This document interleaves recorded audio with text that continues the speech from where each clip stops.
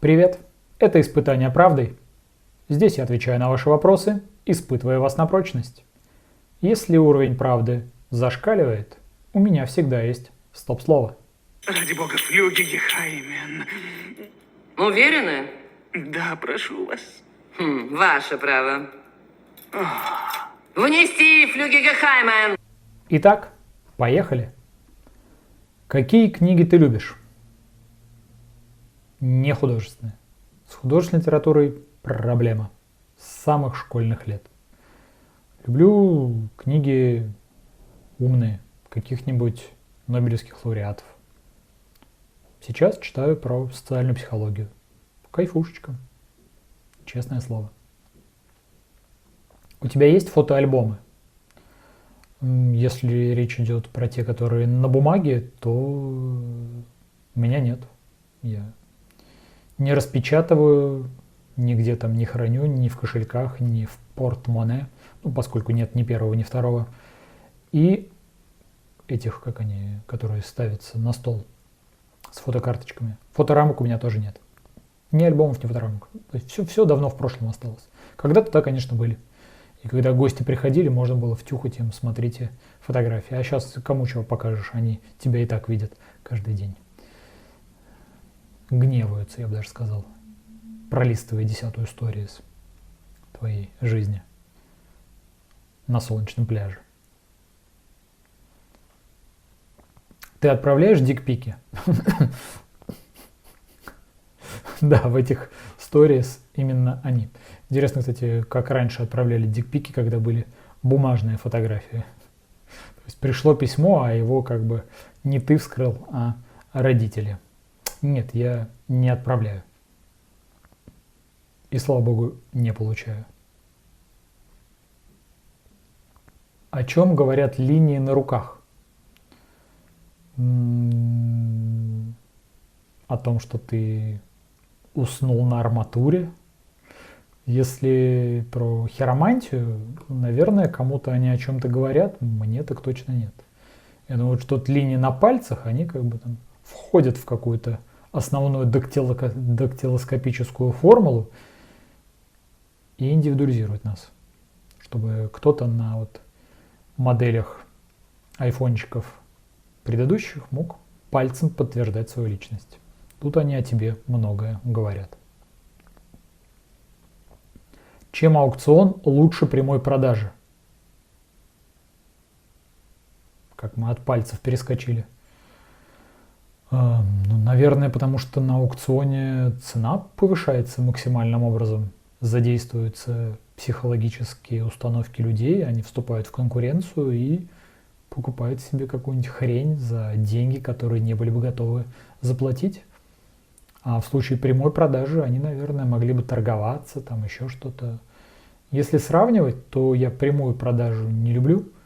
А аукцион, да, если ты можешь вовремя остановиться, то есть ничего не покупая, то это гораздо лучше, по крайней мере для меня. Ты боишься пауков? Не то чтобы я их прям встречал каждый день в своей жизни, но, наверное, с детства какая-то неприязнь осталась. Я никогда не видел каких-то огромных тарантулов, просто вот пауки, которые ползают по дому вот сейчас вот, наверное, спускаются. И было же поверье, что нельзя пауков убивать, и плюс они какие-то новости должны приносить. Вверх, вниз, лезть. Надо вспомнить. Нет, не боюсь. Не боюсь. Тебя кусала собака? Вот с собаками, да, собак я не люблю. Меня не кусала собака, набрасывалась какая-то собака в детстве, меня очень испугала. Я лучше пойду поглажу паука. Соль – это белая смерть? Такое ощущение, что второй вариант был: соль – это белая жизнь. Я не знаю. Я не солю еду поваренной солью, обычно, как в большинстве домов и кухонь. Мне, в принципе, вкус продуктов натуральный иногда нравится. Я скорее балуюсь соусами какими-то. А вот впрямую соль не добавляю. Наверное, только в соевом соусе. А так вот, чтобы в солонку яйцо макнуть. Нет, я стесняюсь. Пошлятина какая. Как ты выбрал свою профессию? Если речь идет про профессию юриста, то у моей мамы на работе была женщина, которая была очень умная. А я как бы с детства очень люблю умных женщин. Красивых, конечно, тоже, но умных больше. И она, в отличие от всего вот этого женского кагала, так умно все говорила. И я спросил маму, а кто она? И она сказала, это юрист вот работает у нас. Я думал, блин, юрист. Хочу быть юристом. Так и захотел, так вот к этому стремился и стал. Да. Вписал, так сказать, в свою карту желаний. Вопрос от звезды? Плохо мы еще воспитываем нашу молодежь. Очень плохо. Удивительно несерьезное отношение к браку. Да. С воспитанием молодежи и к браку не стремятся. Не знаю, я. Кто за них это будет делать? Видимо, такие, как я, отдуваться уж там. И в третий, и в пятый брак вступать. Просто, кто-то должен, как бы, да. Ну, а как иначе? Вообще, конечно, семья трансформируется, и вот эта вот серийная моногамность раз в 7 лет, не то чтобы удручает, такая жизнь стала. Я думаю, что тесные семьи, они, которые вот нуждаются в чем-то. Они прям вот ближе друг к другу.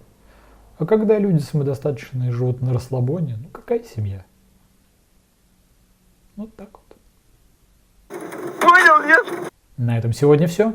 Ставьте лайк, подписывайтесь на канал, оставляйте свой комментарий и звоните в колокольчик.